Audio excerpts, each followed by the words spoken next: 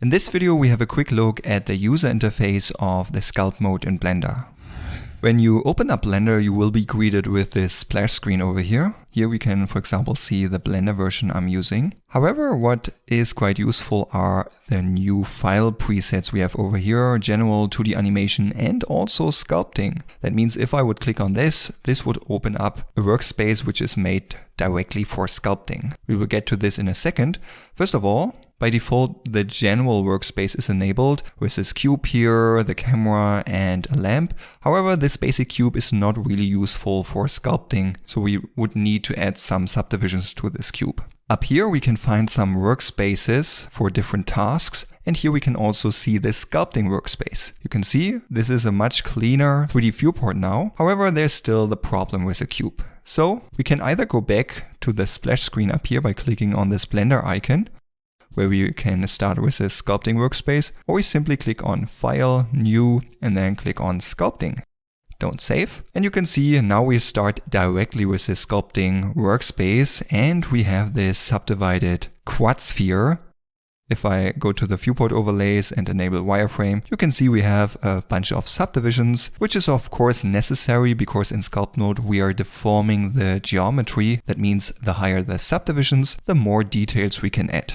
Also, let's disable the wireframe once again. Then up here you can see we only have the sculpting and the shading workspace. Shading is for adding materials, but we also have this little plus icon here. If I click on that, you can see we have the presets over here. And in here we can also find different workspaces we can add, for example, layout. Here, compared to the sculpting workspace, you can see we have this grid floor, for example, and the axis, the 3D cursor, and also this little dot here in the center, which is the origin of the 3D object. And in the sculpting workspace, we can't see all of that because in the viewport overlays, all these things are disabled, as you can see.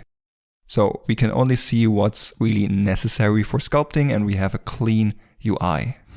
Now let's have a look on where to find all the most important settings and tools for sculpting. First of all, of course, on the left side here we can find all the brushes, and down here some important tools for sculpting. This toolbar you can also close by pressing T and reopen by pressing T, or by clicking on this little arrow here. Then if I move my mouse closer to the border here, this double arrow appears. And if I now left click and drag, we can reorder the icons so we have a better overview. We see them all at once. Or if I drag this even further, we can also see the names of all these different brushes, which is super useful, especially in the stages where we learn sculpting in Blender and we get to know all the different brushes here. So we can better connect the icon to the name here. And then later on, when we know all the brushes, we can of course collapse this here so that we only see the icons, and then we probably know exactly which brush is what. Then up here in the tool settings bar, we find all the important settings for the brushes and also some general sculpting settings. This tool settings bar you can also hide by clicking on View, Tool Settings.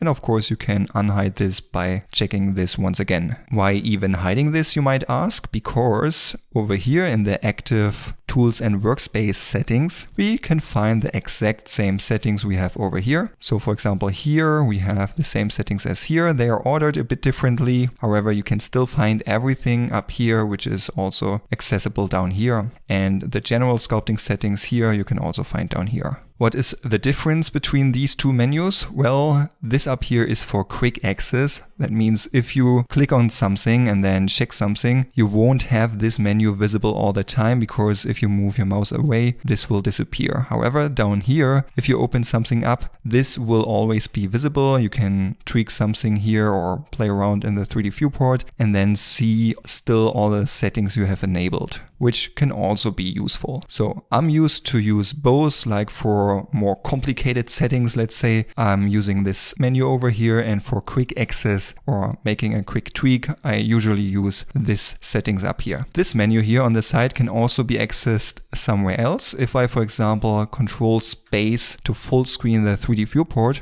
we have this little arrow here on the side, which I can click on to open up the sidebar. We can also press N, and here under Tool, you can see we find the exact same settings as over here in the properties editor. So that means if you are in full screen mode to have an even bigger 3D viewport, there's still the chance to access all the settings here on the side. Now let's press N and Control Space once again to get out of full screen mode.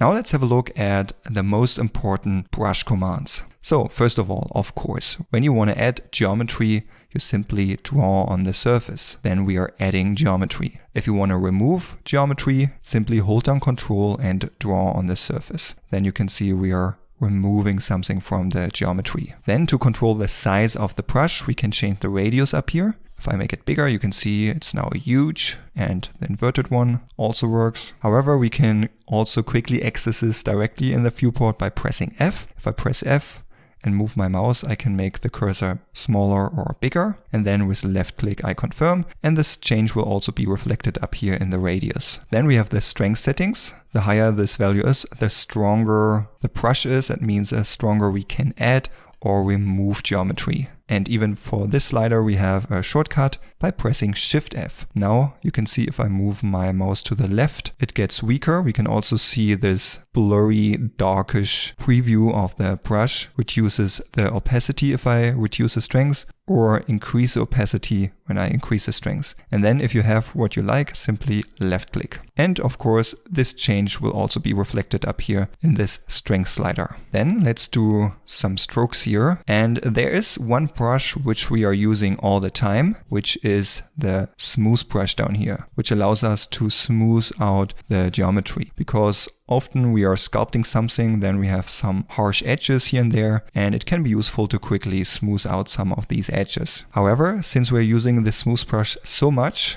it would be quite of a pain to always switch to the smooth brush, so we can temporarily enable it by pressing and holding Shift, and then the smooth brush is enabled as long as I press Shift. And then if I release Shift, the draw brush works again, as you can see. So these are the most important things you need to know to get started with sculpting in Blender.